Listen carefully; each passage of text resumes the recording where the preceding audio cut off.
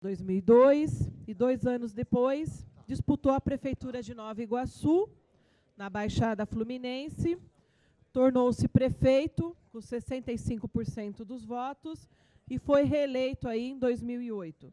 E permanecendo no cargo até 2010, quando foi eleito senador pelo Rio de Janeiro, ficando em primeiro lugar. Foi o senador mais votado lá do PT. Então, aqui, já agradecer a presença do Lindenberg aqui.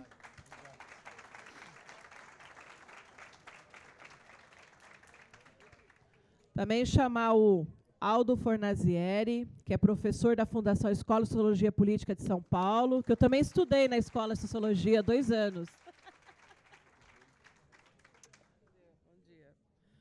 E também chamar a Tereza Cruvinel, que é jornalista.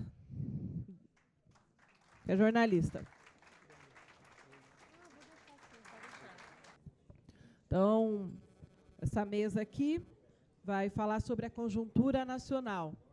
Uma conjuntura que muda a cada 15 minutos, 20 minutos, né? Pode ser que a gente termine a conjuntura aqui e já mudou novamente. Então, nós vamos começar aqui ouvindo o professor Aldo Fornazieri, que é professor da FESP São Paulo, e ele terá aqui um tempo, e depois nós vamos abrir perguntas por escrito. Então, quem já tiver pergunta aí, vamos fazer as perguntas por escrito para a mesa, por favor, depois no final das falas, tá bom? Então, passar aqui, por favor, para o Aldo. Bom, bom dia a todos e todas. Quero cumprimentar o sindicato por essa iniciativa e dizer da minha satisfação de estar aqui com a Tereza e com o Lindenberg, que são pessoas que eu admiro muito. Falar sobre conjuntura é relativamente difícil hoje, dadas as incertezas, a situação caótica que o país vive e assim por diante. Quer dizer, é um pouco difícil porque a conjuntura ela permite vários ângulos de abordagem. E quando a gente se depara com a ideia de fazer uma análise, fica um pouco difícil a escolha. Evidentemente que essa conjuntura de crise, ela tem causas. E, nesse sentido... Opa, tá difícil. A conjuntura, ela tem causas. E causas, elas geralmente... Tá. Alô? Melhor. Melhor muito. Bom, então, eu estava dizendo que a conjuntura tem causas, e causas são causadas por vários atores. E eu gosto bastante de causar desconforto onde eu vou. E, nesse sentido, eu tenho participado de alguns debates, por aí tenho escrito alguma coisa, e por incrível que pareça, o movimento progressista, o movimento sindical, e no âmbito do próprio PT, que foi protagonista nos últimos anos da política nacional, há praticamente uma suspensão de responsabilidades e a remissão de toda a responsabilidade para o golpe, que evidentemente que o golpe tem uma responsabilidade muito grande, mas eu entendo que ele não é o único responsável pela conjuntura de crise que nós estamos tendo. E, nesse sentido, eu entendo que a crise, em boa medida, ela é proporcionada pelo fracasso do projeto do PT. E, evidentemente, que o fracasso do projeto do PT, ele também se liga com a situação dos movimentos sociais no país. Eu só, como eu quero ser chato, eu quero apenas pontuar essa questão. E por que eu digo que houve um fracasso do projeto do PT? Quer dizer, ocorreram muitos êxitos, e evidentemente que os êxitos da redução da desigualdade, da inclusão social, dos programas sociais, da recuperação do salário mínimo, e assim por diante, foram importantes. Mas o projeto fracassou porque, fundamentalmente, não ocorreram uma série de reformas progressistas que removessem as condições da desigualdade e da pobreza do Brasil. Quer dizer, essas reformas não foram feitas, e quando essas reformas não são feitas, que a sociedade brasileira, e particularmente os setores populares, dependem muito mais do governo do que das instituições do Estado e assim por diante. Então, nesse sentido, houve um fracasso. Em segundo lugar, houve um fracasso porque o PT no governo, ele cometeu o erro mais comezinho que ele podia cometer.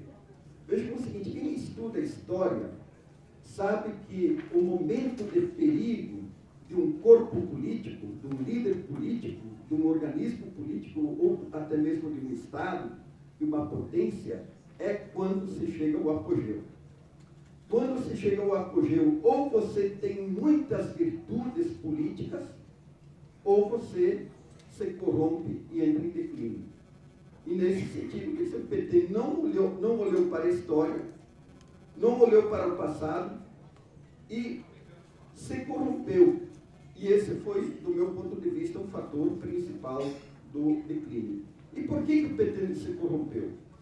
Porque o PT, eu acompanhei isso porque eu fiquei no PT até 2005 e vivi um momento de apogeu, de ascensão do PT.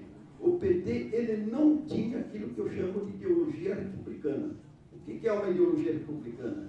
É a ideologia da simplicidade, a ideologia da frugalidade, a ideologia, digamos assim, do da anti-riqueza, nesse sentido do luxo e assim por diante. Quando, em 2002, no final de 2002 e no início de 2003, o PT ganhou, houve uma mudança psicológica da liderança do PT. Os líderes do PT passaram a andar de carro blindado, houve um crescimento muito significativo dos guardas na frente dos gabinetes do diretório do PT, e o PT fundamentalmente se afastou do povo. Então, esse é um pecado capital que um partido que quer fazer transformações não pode cometer. Quando o PT assumiu o governo, mudou a cultura de consumo dos petistas. Passaram a consumir as bebidas mais caras, a frequentar os hotéis mais caros. Os encontros do PT em Brasília eram feitos nos hotéis mais luxuosos de Brasília e assim por diante. Então o PT foi contaminado pela ideologia do luxo, aquilo que na história do republicanismo nós chamamos de ideologia do luxo. Essa ideologia do luxo, ela é fatal para a desagregação de um corpo político que quer se manter prolongadamente no poder e assim por diante. Eu entendo que é legítimo qualquer corpo político querer ter a ambição de permanecer no poder, no entanto, a permanência no poder tem que ter propósitos, e esses propósitos são a transformação da sociedade, são as ações políticas em favor dos mais pobres. Então, do meu ponto de vista, essa foi a segunda causa do fracasso do PT, mas vamos ficar por aí.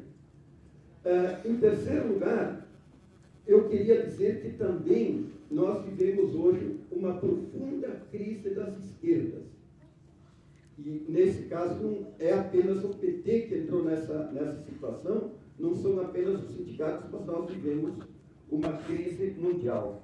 Aparentemente, essa crise ela tem causas tanto de natureza ideológica quanto ligadas às transformações que aconteceram, talvez nos últimos 50, 70 anos e assim por diante, com o advento da Revolução Tecnológica e aparentemente agora no esboço de uma segunda Revolução Tecnológica ou da quarta Revolução Industrial.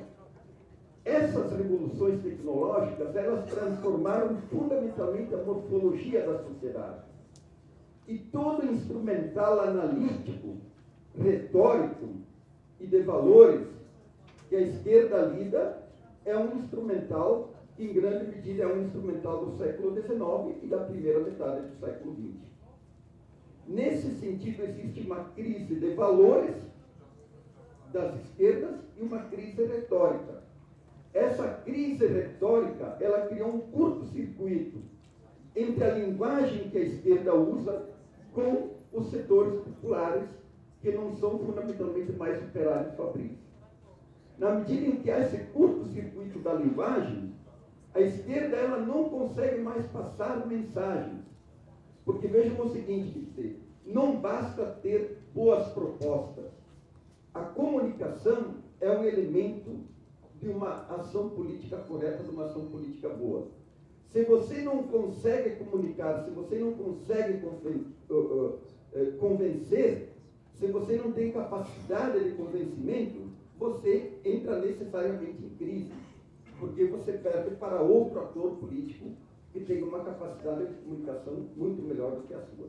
E vejam o seguinte, aqui não adianta culpar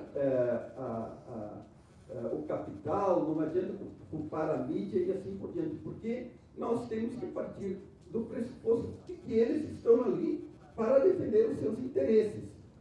E se nós perdemos para eles, é porque nós estamos falhando. Não podemos ter a pretensão de que a grande mídia seja ao nosso favor. A Tereza está aqui e sabe muito bem disso, que ela nunca vai ser ao nosso favor. Então, eu entendo que existe um problema de comunicação e, consequentemente, um problema de propostas na esquerda. A esquerda, quer dizer, um dos elementos dessa crise da esquerda é que ela não entende o que é a autonomia da política. Ela sempre atrela a política, normalmente a economia, subordina a política à economia, e, nesse sentido, ela não faz uma política do ponto de vista autônomo, do ponto de vista da lógica política. Eu tenho me dedicado a estudar ultimamente um novo personagem da política brasileira, que é o João Dória. E o João Dória, ele entende a lógica da autonomia da política, coisa que, do meu ponto de vista, a esquerda em geral não entende a lógica da autonomia da política. E quando não se entende isso, você perde a capacidade de fazer o jogo político, perde a capacidade de fazer o jogo do poder. E um exemplo concreto de que a esquerda perdeu a capacidade de fazer o jogo do poder, vamos nos remeter ao processo de impeachment. Quer dizer, a avaliação que o PT fazia, que as lideranças de esquerda faziam, e que o próprio governo fazia, foi completamente desastrosa. Eu me lembro que, no contexto da condução coercitiva do presidente Lula, eu fui lá no comitê do Lula, no Instituto Lula, para conversar com as pessoas da área de comunicação do Instituto. Eu perguntei, o governo tem um comitê de crise? Me disseram que não. O PT tem um comitê de crise? Não. Como é que são tomadas as decisões? As decisões eram tomadas em conversas com a Dilma e, a partir daí, quer dizer, eram implementadas algumas ações. Não se pode dirigir um país com tal nível de improvisação. Eu me lembro que 2 ou 3 dias antes do fatídico 17 de abril, tanto o governo quanto o próprio presidente Lula faziam uma avaliação de que existiam votos suficientes para barrar.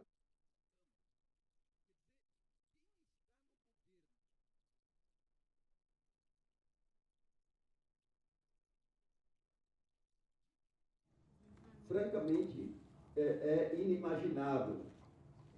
Quer dizer, um governo que tem ministros que 2 ou 3 dias antes do impeachment saem do ministério e vão para a Câmara votar a favor do impeachment, é uma situação inimaginável de perda completa do senso da realidade do jogo político.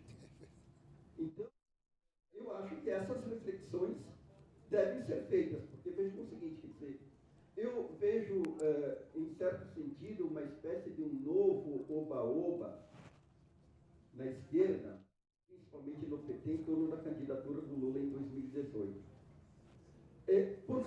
Para que existe a história? Para que existem sucessos e fracassos na história?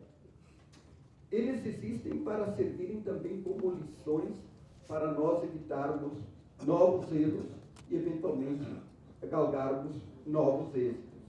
Então, se nós não aprendemos, eu vejo que a esquerda não está disposta a aprender com os seus erros mundiais, e ela não está disposta a aprender com os seus erros que foram cometidos aqui no Brasil, certamente nós vamos caminhar para novos fracassos.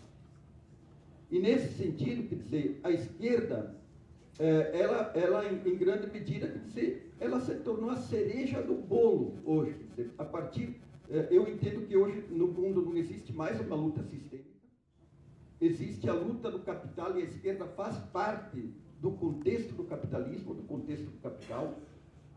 Ela não é uma alternativa, tanto na Europa quanto nos Estados Unidos, em grande medida, a esquerda tem que optar entre a extrema-direita e a direita, como foi o caso nos Estados Unidos, em grande medida, configurou a campanha do Trump e da Hillary Clinton. Na França, nós caminhamos para uma situação assemelhada, e em vários outros países europeus caminhamos para uma situação assemelhada. E se nós não tomarmos as devidas precauções, no ano que vem nós poderemos ter uma situação semelhante aqui no Brasil.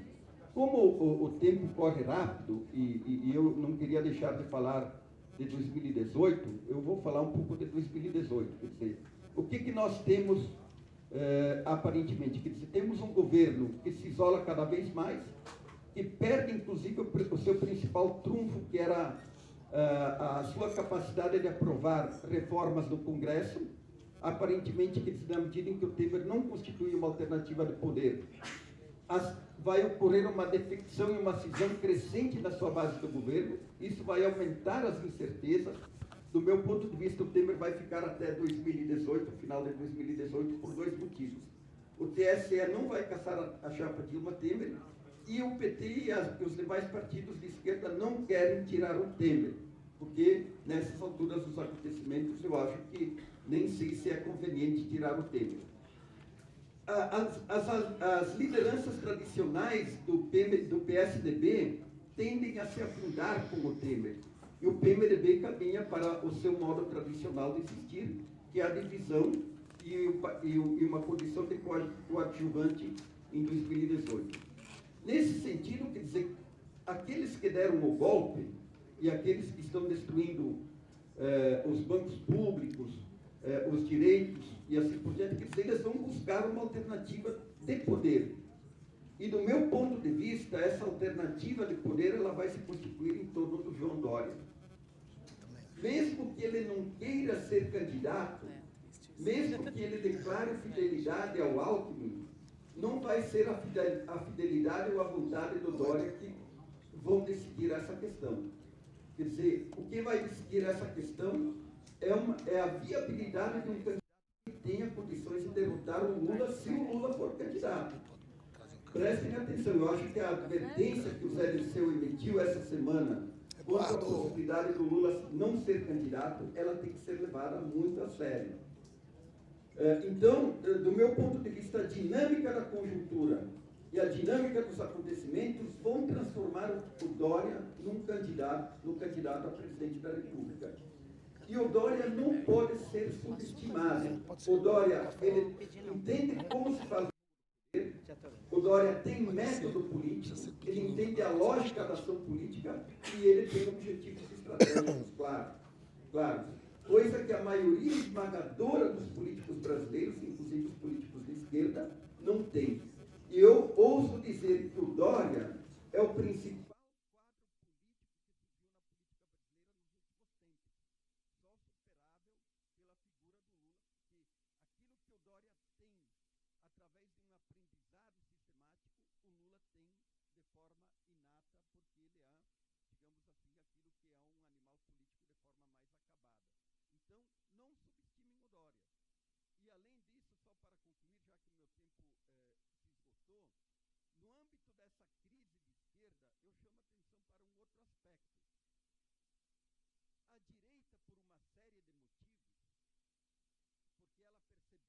melhor o momento atual e porque ela sabe projetar pessoas individualmente melhor do que a esquerda, a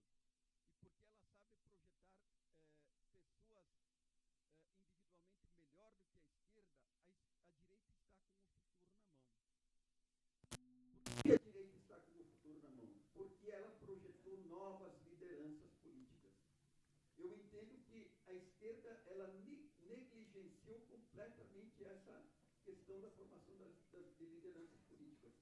Quais são as lideranças políticas nacionais que hoje a esquerda tem? São pouquíssimas, eu acho que cabem nos dedos de uma mão. E vejam quantos líderes líderes novos a direita está projetando. Olhem apenas aqui para São Paulo a figura do Dória, a figura do Bruno Covas, preparado. Não subestimem também a figura do Bruno Covas, porque ele é um quadro preparado, e várias outras lideranças de direita que estão surgindo no país. Quer dizer, então, a capacidade de liderar tem, em grande medida, a capacidade de ser protagonista da ação política no futuro. E, nesse sentido, eu acho que é uma questão que deve ser grande preocupação para as esquerdas. Veja o seguinte, para concluir, nós vivemos numa era em que os aparatos, as máquinas tradicionais do poder estão sendo suplantadas por um outro fenômeno de poder, que é o fenômeno das lideranças que dialogam diretamente com a sociedade. O Trump fez isso, o Dória fez isso. Na Europa, novos líderes de direita estão fazendo isso, e, nesse sentido, que as próprias máquinas partidárias, como foi o caso do Partido Republicano e como foi o caso do PSDB aqui no Brasil, foram derrotadas por esse tipo de figura. Então, há um novo fenômeno político, e esse novo fenômeno político ele diz respeito a uma articulação direta, a uma relação direta entre o líder e as massas. Em grande medida, os instrumentos de comunicação que a esquerda domina muito mal, e existem estudos empíricos feitos por cientistas e pesquisadores da área que mostram que a esquerda, no geral, ela perdeu a batalha da comunicação e perdeu, inclusive, a batalha da internet. Quer dizer, então, essa nova relação e esse novo fenômeno político, ele tem que ser acompanhado para que possa haver uma recuperação da atividade protagonista das esquerdas. Obrigado, e penso que nós devemos nos empenhar para sair desse contexto de defensiva que ainda existe hoje. Eu não tenho a menor dúvida que nós vivemos num contexto de defensiva, e, nesse sentido, o nosso movimento ele tem que ser um movimento ainda de resistência para tentar barrar esse crescimento da direita. Obrigada, Aldo. Bom, agradecer a presença aqui do Eduardo Guimarães, que está aqui conosco. Bem-vindo aqui ao nosso debate. Eduardo tem lutado aí pelo direito do nosso jornalismo, aí, da nossa imprensa ser livre e não ser punida por falar, né, não ter ir contra as ideias únicas aí que ultimamente têm aparecido na imprensa oficial. Bom, gostaria de passar aqui para a Tereza Cruvinel para falar aqui. Eu te aviso com 5 minutos, bem? Bom dia a todas, bom dia a todos. Quero cumprimentar meus companheiros de mesa, aqui o meu querido senador Lindbergh, o professor Aldo, de quem sou leitora de medalha.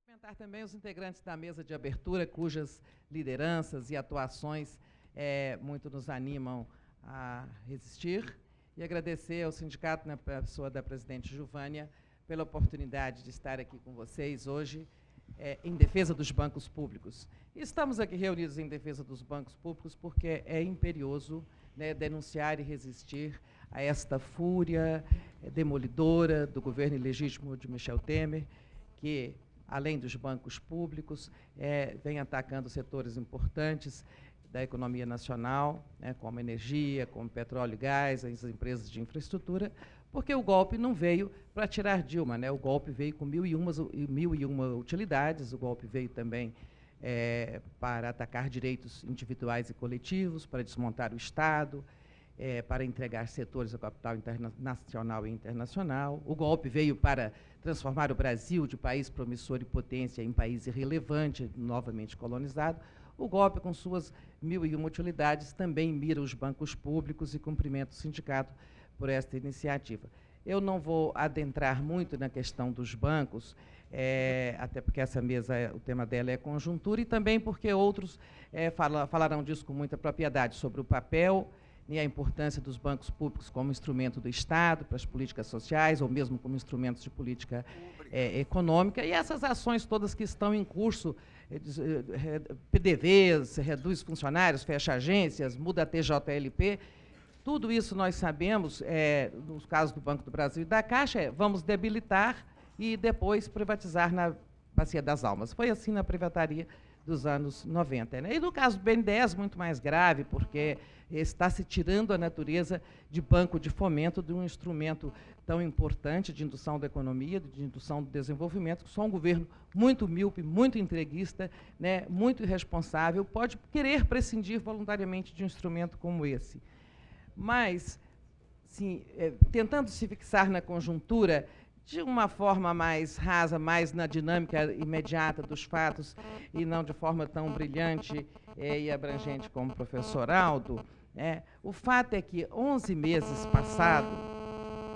passados, isso é comigo? Né?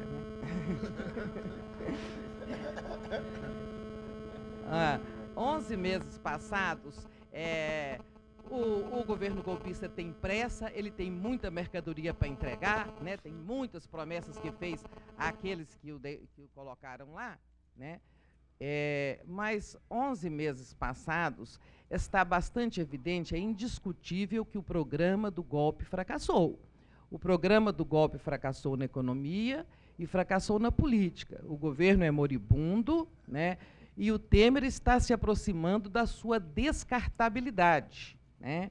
Ele vai se tornando desnecessário para quem o colocou lá, porque ele não está entregando o que prometeu. Ele não recuperou a economia, não estabilizou a política, enfrenta uma impopularidade muito grande, e se não entregar as reformas, como principalmente a Previdência, ele se torna descartável.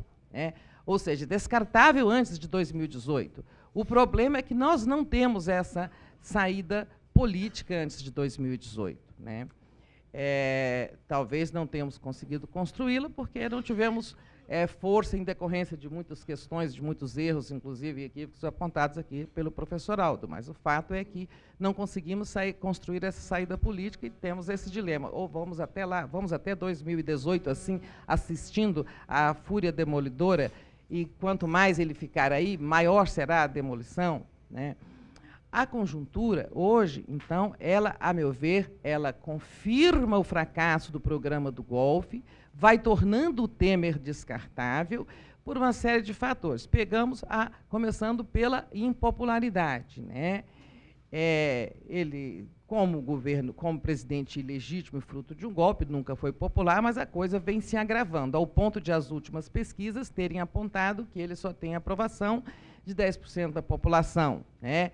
Ipsos, por exemplo, por um dado especial, que é 92%, acham que o Brasil está no rumo errado. Né? Então, nós temos assim, a situação de um presidente que vai sendo corroído, tendo sua popularidade corroída crescentemente, tanto pelas medidas que toma, como pelo outro fator da conjuntura, que é a Lava Jato. Né? Eles iam controlar a Lava Jato, porque o golpe também foi para proteger os seus articuladores dos efeitos da Lava Jato, mas abriu-se uma caixa de Pandora.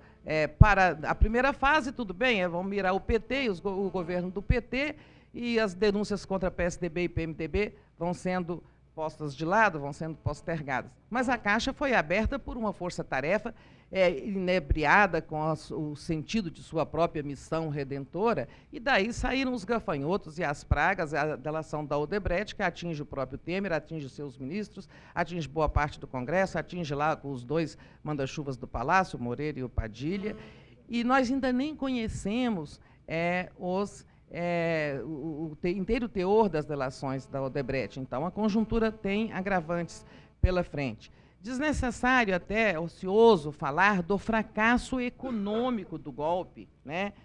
Como todos cansamos de dizer, eles prometeram que, removida a Dilma, a recuperação viria ainda no ano passado. Né? Os agentes econômicos iam ser tomados de uma nova confiança, os investidores, etc., e tudo voltaria a ser risonho e belo. E o que é que nós temos visto? Aumento da recessão, aumento do desemprego, queda da renda, etc., etc.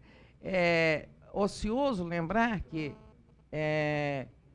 tudo ainda 2016 haveria recuperação, não houve. Então ficou para 17. O trimestre se passou e nada, né?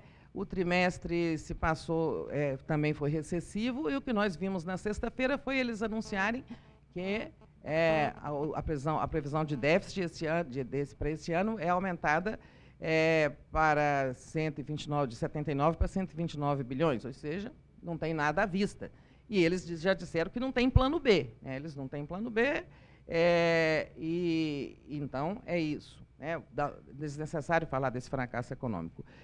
No fracasso político, então, nós temos a impopularidade, temos a Lava Jato aí produzindo continuados desgastes para a figura do Temer e para o seu governo, e, em decorrência disso, a gente começa a ter, e da proximidade de 2018, tivemos agora um fato bem recente, né, que se configurou bastante na semana passada, que é o encolhimento da base. Nesse tempo, o Temer vem apoiado por quê?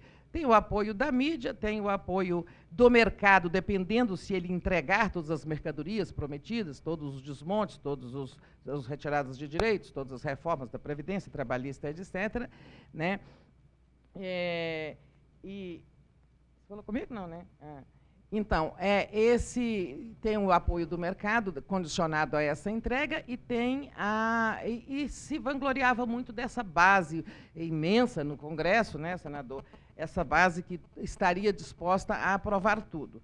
Olha, nós vimos que na aprovação da PEC 241 na Câmara, o governo aprovou por 386 votos. É muito voto, né, senador? Quase 400 na Câmara.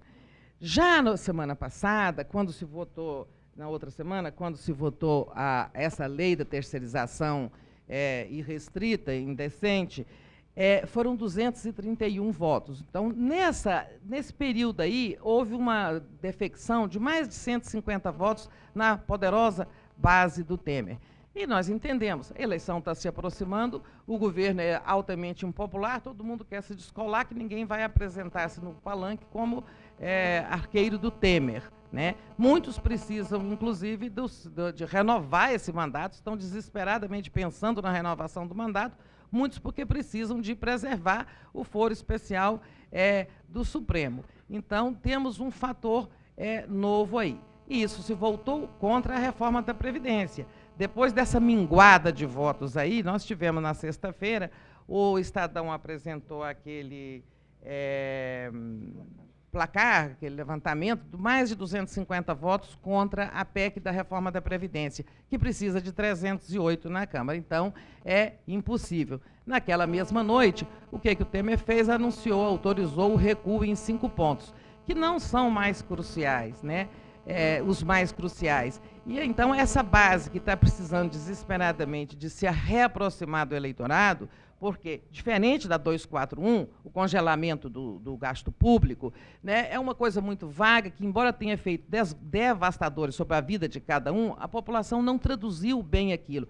Diferente da reforma da Previdência, que todo mundo entendeu o que é aposentadoria aos 65 anos para homens e mulheres, sem regra de transição. Todo mundo entende o que é aumentar o tempo mínimo de contribuição de 15 para 25 anos, o que fará com que muita gente diga adeus à aposentadoria, porque os brasileiros começam a contribuir tarde, muitos não têm emprego formal durante muitos longos períodos, né, de sua vida. Então, com a reforma da Previdência, né, criou-se essa situação nova, que é a base fazendo água. As concessões que já foram feitas, às 5 da sexta-feira, e outras que ele vai ter que fazer, vai ter que ter tempo específico para a mulher, a base está exigindo isso, vai ter que mexer no tempo mínimo de contribuição, muitos outros pontos. Tá bom, ele agrada a base, mas aí tem o problema lá com os homens do mercado, que o colocaram lá, e ali onde nós já sabemos que o empresariado produtivo, pelo menos os rentistas, não, está tudo bem, o juro está... continua alto, apesar de umas reduçõees, mas no setor produtivo a gente tem sabido de muitos arrependimentos, né? Ou reaproximações e tal, em suma, o buraco em que deu o golpe, né? Então, é nesse cenário aí também do encurtamento, do desfazimento aí da base, que abriu-se uma dissidência importante, que não podemos minimizar, a dissidência do senador Renan Calheiros, lá no Senado, que não está falando por si só. Claro, como dizia o senador Lindbergh ali há pouco, essas são alianças difíceis que custaram muito ao PT, não é possível sair abraçando todas elas, mas isso muda, aponta para 2018, eu também não vou entrar muito em cenários para 2018, mas são setores que já estão olhando para a candidatura Lula, né, porque a Lava Jato carbonizou aí os candidatos do PSDB todos, por isso o Dória, né? O Aécio foi carbonizado, o Serra, o Alckmin chamuscado, ainda não sabemos como é que ficará a situação dele depois que levantar o sigilo da Lava Jato, mas então há esse movimento todo aí nesse setor atrasado, golpista do Congresso, que deu o golpe, mas está procurando se descolar do Temer. Nesse cenário, nesse contexto, é que está transcorrendo, que começou esse episódio novo, que é a ação do TSE. É claro que o PSDB deve se arrepender amargamente de ter pedido a cassação da chapa Dilma Temer nessa ação. Mas isso foi lá em dezembro de 2014, logo que a Dilma foi eleita, quando eles ainda não tinham se juntado para derrubar a Dilma e dar o golpe, né? Aí a ação transcorre nesse cenário de absoluta impopularidade, fragmentação da base, etc. E, embora não tenhamos razão nenhuma para acreditar que uma saída política possa vir desse julgamento presidido pelo Gilmar Mendes, que é amigo, conselheiro do Temer, e é o juiz que não esconde que tem lado, né? É preciso levar em conta que esse julgamento vai acontecer sob algumas perguntas, né? Algumas questões que ainda não estão respondidas. A economia vai piorar no curso desse julgamento, né? As mobilizações populares vão se fortalecer. Nós tivemos aí, o Fora Temer reapareceu no Carnaval, marchas, manifestações engrossaram, né? E tivemos mobilizações mais robustas, e temos o dia 28, conforme já falou-se aqui na mesa anterior, né, essa grande expectativa, muita gente aqui mergulhada nisso, importantíssimo, né, que ali seja dada uma demonstração bastante robusta, que terá, sim, impacto no julgamento, né? Outra coisa também, outra resposta, o Temer vai entregar as reformas, vai entregar a reforma da Previdência. É muito difícil ele aprovar essa reforma da Previdência, pelo que ela tem de rejeição, 79%, segundo Paraná Pesquisas, rejeição na sociedade, que está se projetando lá dentro do Congresso. Então, essas perguntas nós não podemos subestimar o julgamento do TSE, simplesmente, não, isso é uma coisa do Gilmar, isso aí não vai sair nada. Isso é o mais provável mesmo, mas nós temos 3 cenários, estou terminando. Tá? A rigor, nós temos a possibilidade real e teórica do Temer ser cassado. Ela passou a existir, isso é um dado da realidade. É claro que o cenário mais provável é esse que nós conhecemos. O Temer e o governo, ajudados pelo Gilmar, vão julgar com a postergação. Isso não será julgado esse ano, fica para depois. Quando o Temer já estiver acabando o mandato, não vale mais a pena, como lembrou o professor Aldo, muita gente na esquerda, inclusive, acha. Esse é um cenário mais provável. Mas nós podemos ter a cassação, com a punição da Dilma acompanhada, ter a cassação com a eleição de presidente indireto, dentro de um acordão das elites para descartar o Temer. Aí é o que eu chamo da descartabilidade. Não entregou, não recuperou a economia, não pacificou a política, não entregou o que prometeu, para que nos serve esse Temer? Então, pode ter o descarte via cassação com eleição indireta, dependendo do que vai acontecer nos próximos, né, nessas próximas fases aí.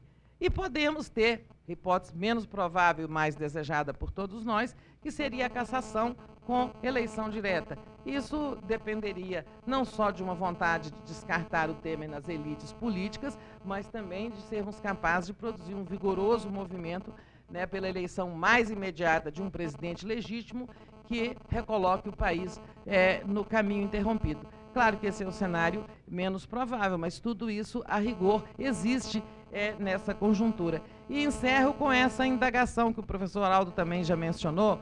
Muita gente, de muitos interlocutores do campo da esquerda, eu escuto isso.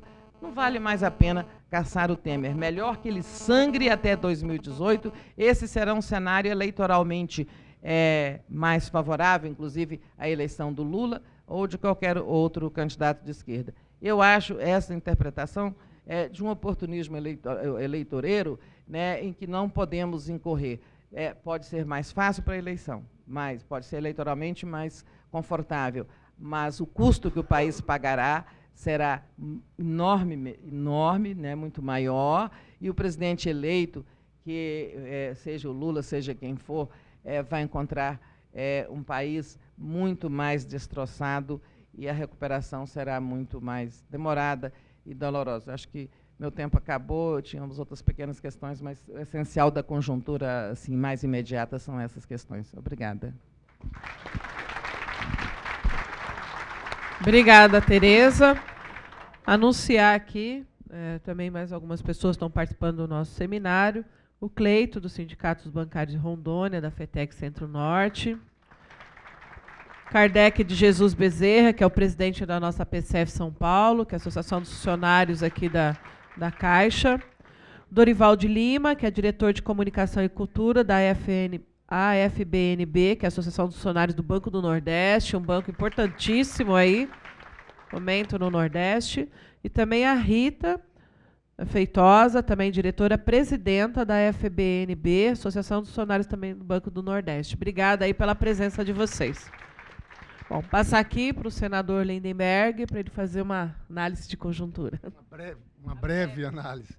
Não, primeiro, queria agradecer muito o convite, viu, Juvândia, presidente, Ivone, nosso secretário-geral. Para mim, é uma honra estar nesse sindicato, que tem uma história rica na democracia brasileira. Para mim é um prazer muito grande também estar com os dois. Falo, não é da boca para fora.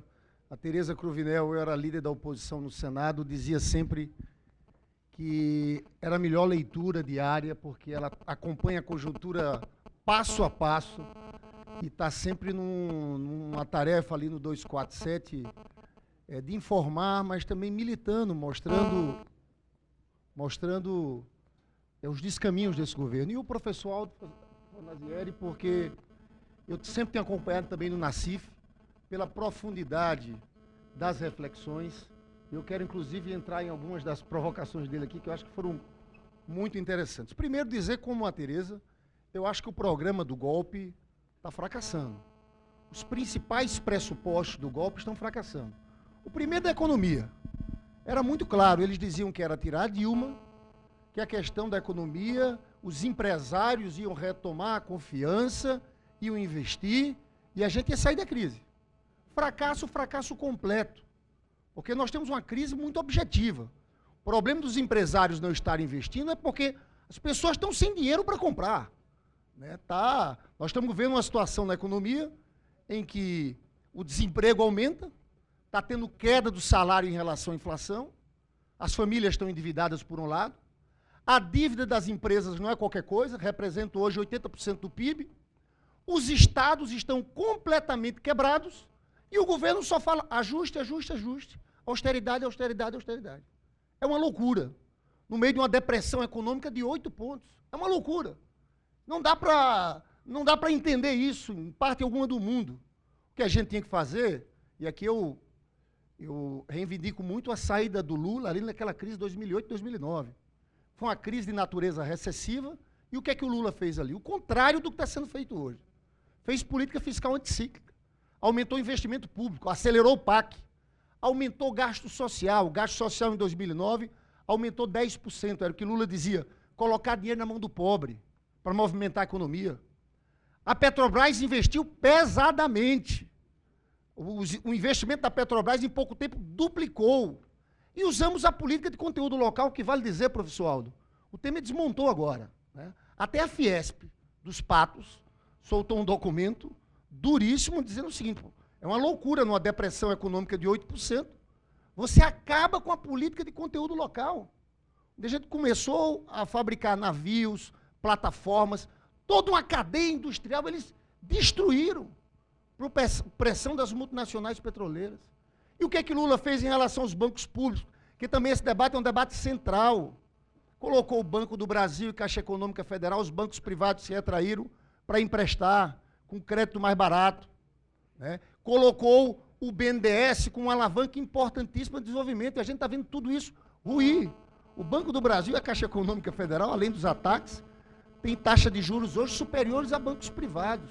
O BNDES devolveu 100 bilhões, isso é pedalada, 100 bilhões ao governo federal, né? E mais ainda estão acabando com a TJLP. Nós não vamos ter mais investimento de longo prazo nesse país. Você sabe que a TJLP hoje é 7%. Na fórmula que eles querem, que é TLP agora, era 11,8%. Os bancos privados brasileiros não vão conseguir financiar a infraestrutura de médio e longo prazo. Hoje tem apenas 14% dos investimentos de longo prazo são financiados pelos bancos privados. Então, primeiro, eu quero falar aqui o fracasso total dessa política econômica desse governo. Não tem como a gente sair dessa crise, uma crise de natureza recessiva, com austeridade. Nós vamos continuar patinando. Se alguém disse que vai crescer 0,5% lá embaixo. E no próximo ano, se crescer 1% também lá embaixo. Porque não tem jeito, numa situação da economia como essa, tem que ter o papel do Estado, tem que ter o papel do governo para estimular a demanda, aumentando o investimento. Então, primeiro eu queria falar disso, que é o fracasso dessa lógica na economia. Segundo, que o professor Otto Fornazieri fala muito nos artigos dele, que é a desmoralização completa desse governo que está aí, dessa coalizão de GEDEL. Eu fico impressionado com a irresponsabilidade dessas elites brasileiras que não podem ser chamadas, não merecem ser chamadas de elites. São classes dominantes. Porque eles sabiam, eles conheciam essa turma. GEDEL, Padilha, Eduardo Cunha, o PSDB que está caindo a máscara. Então, esse é o segundo elemento. A desmoralização desse discurso deles, o que está esvaziando as passeatas dos coxinhas, como vocês viram recentemente, que os caras foram para tirar a Dilma, está esse governo, os heróis deles todos envolvidos, e eles estão perdendo fôlego. Terceiro ponto é que eu acho que a nossa narrativa de que o golpe não era um golpe contra a Dilma, era um golpe contra os trabalhadores, isso começa a ser aceito por uma parcela importante da sociedade, que estava meio distante com a gente. Nisso aí, esses projetos, em especial, falou muito bem aqui a Tereza, a PEC dos gastos fica uma coisa muito distante para se explicar, apesar daquilo ser uma loucura por completa, né? Mas a reforma da Previdência traz um diálogo concreto com as pessoas. O cara está vendo, poxa, eu tenho que trabalhar 49 anos para aposentar com salário integral. Então, em tese, eu tenho que começar com 16 para se aposentar com 65. Mas não é isso, porque, na verdade, todo mundo sabe que ninguém fica a vida inteira trabalhando sem em algum momento estar na informalidade, estar desempregado. O IBGE tem um estudo que diz que, em média, os homens ficam fora do mercado por 7 anos e as mulheres 9. Então, na verdade, quem começa a trabalhar com 16, o homem vai se aposentar com salário integral com 72, a mulher com 74. Então, isso as pessoas fazem conta. Eu acho que esse debate da reforma da Previdência, eu acho que a gente tem que ir para as ruas com muita força, fazer panfletagem, agitação nas ruas, abaixo-assinado, como a gente fez em muitos momentos da história, né? Então, essa narrativa está passando. E aqui, pessoal, não quero me alongar, eu estou correndo aqui, porque esse golpe foi um golpe de classe aqui no país. Foi um golpe claramente dado pela burguesia num momento de crise econômica, em que se aliaram a parlamentares que queriam fugir de investigações, mas um golpe que queria o seguinte, olha, no momento de crise econômica, eu vou tentar segurar aqui, manter meus lucros e privilégios, apertando os trabalhadores. É isso. Vocês viram a proposta de terceirização. A proposta de terceirização é redução de salário, é aumento de jornada. Inclusive, eles conseguiram, naquele projeto de terceirização, aprovar mudanças mais profundas, viu? Inclusive, contrato temporário de trabalho de 9 meses, que pode existir, que isso é devastador para as finanças da Previdência. Pode existir agora, o cara contrata por 9 meses e demite.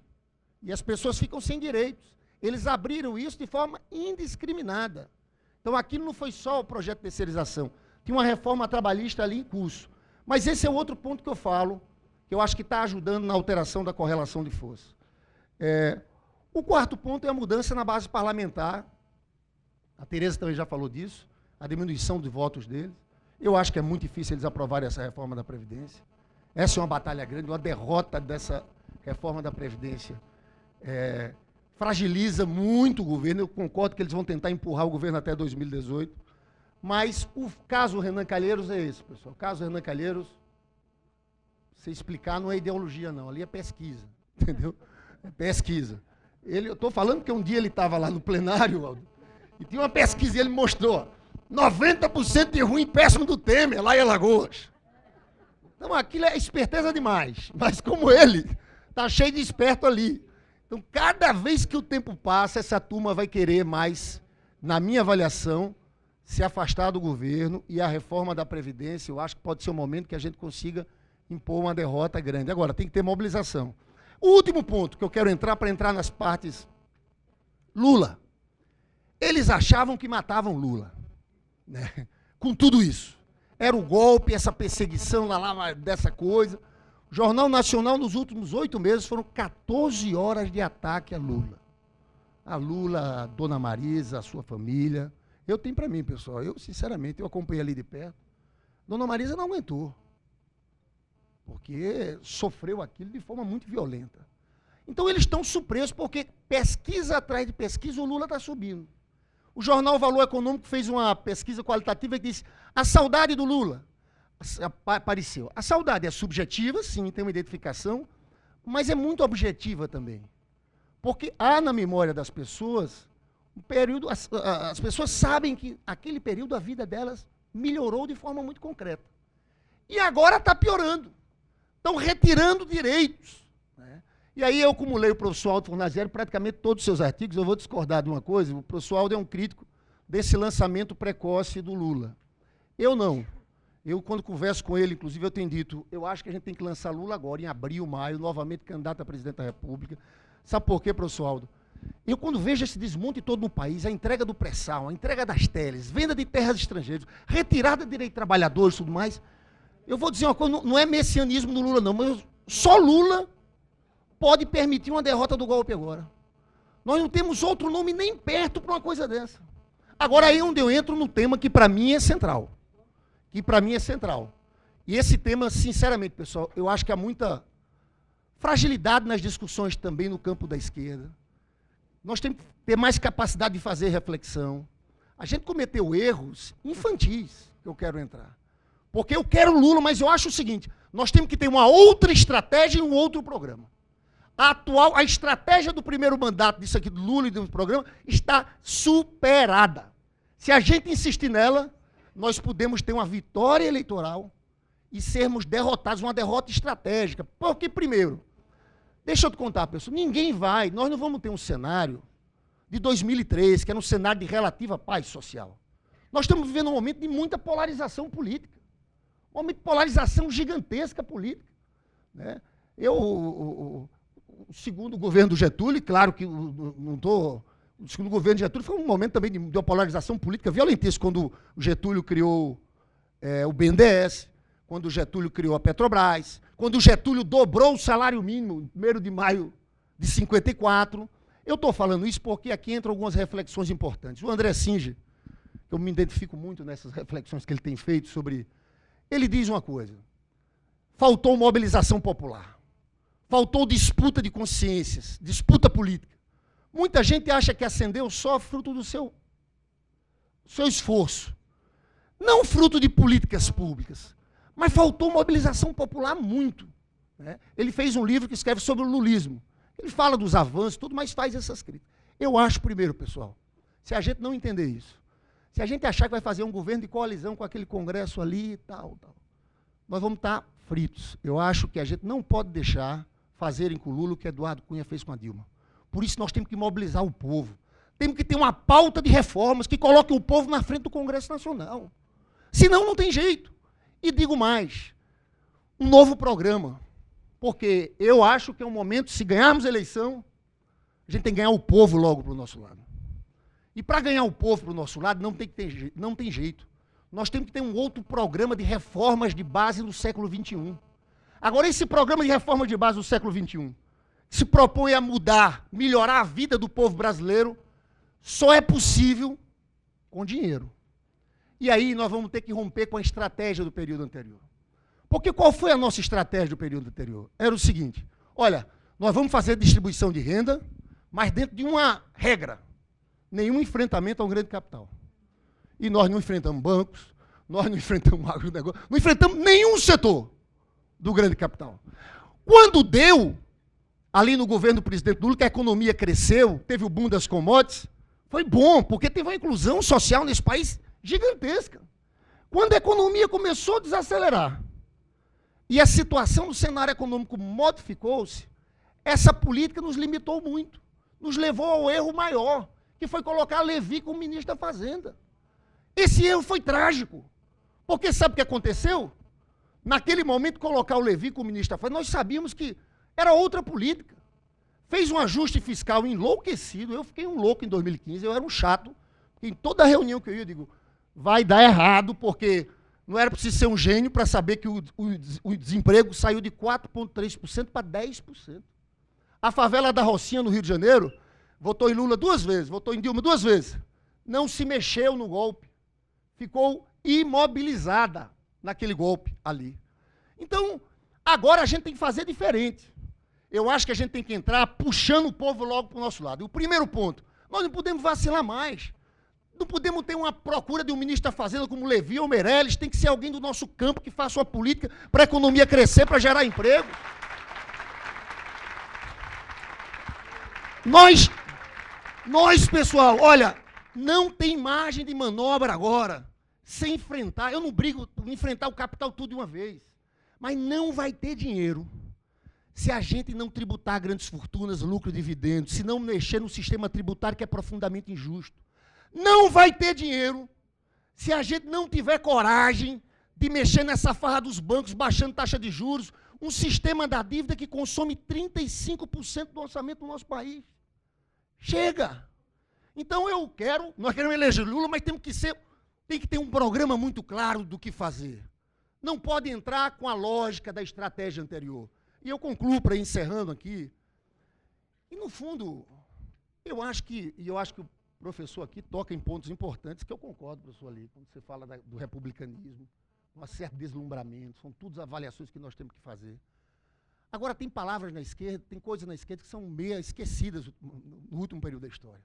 Uma é luta de classe, que por mais que ninguém fale luta de classe, ela continua acontecendo, é o motor dessa história.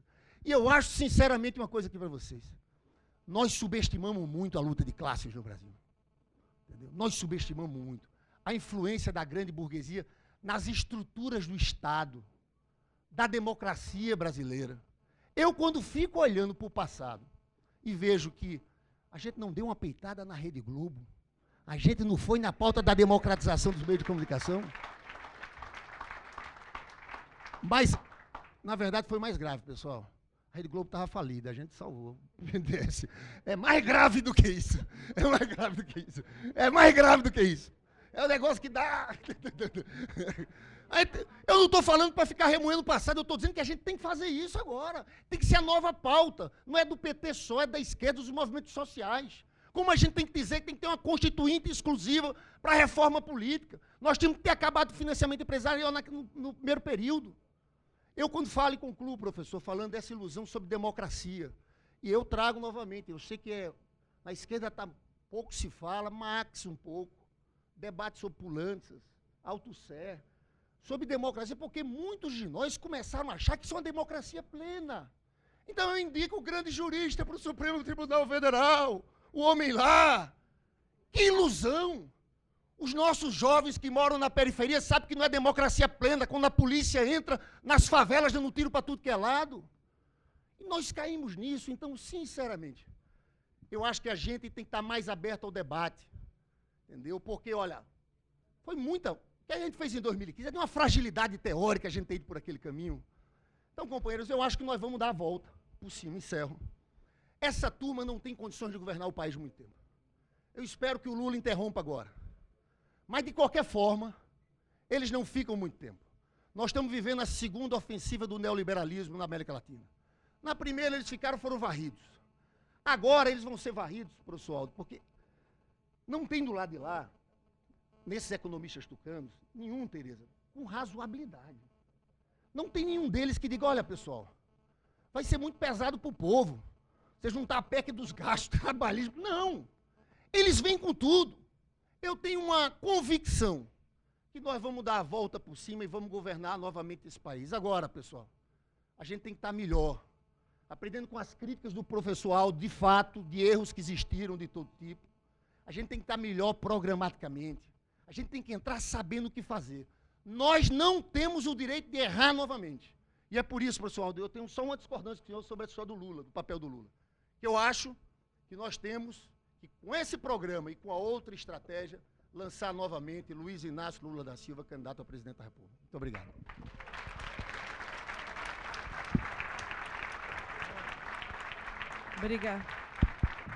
Obrigado, Lindenberg.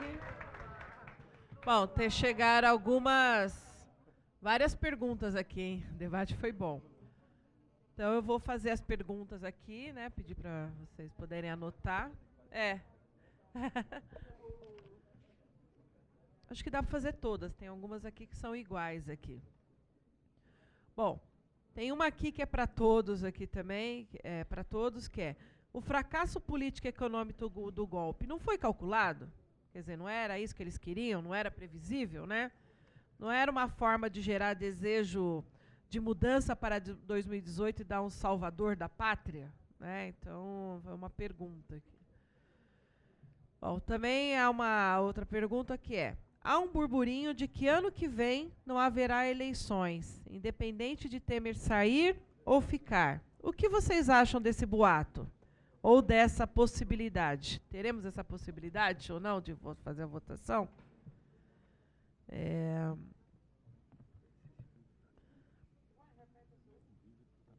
Se vai ter eleição em 2018 ou não, né? As pessoas estão perguntando aqui o que vocês acham desse boato, dessa possibilidade aí de não ter eleição.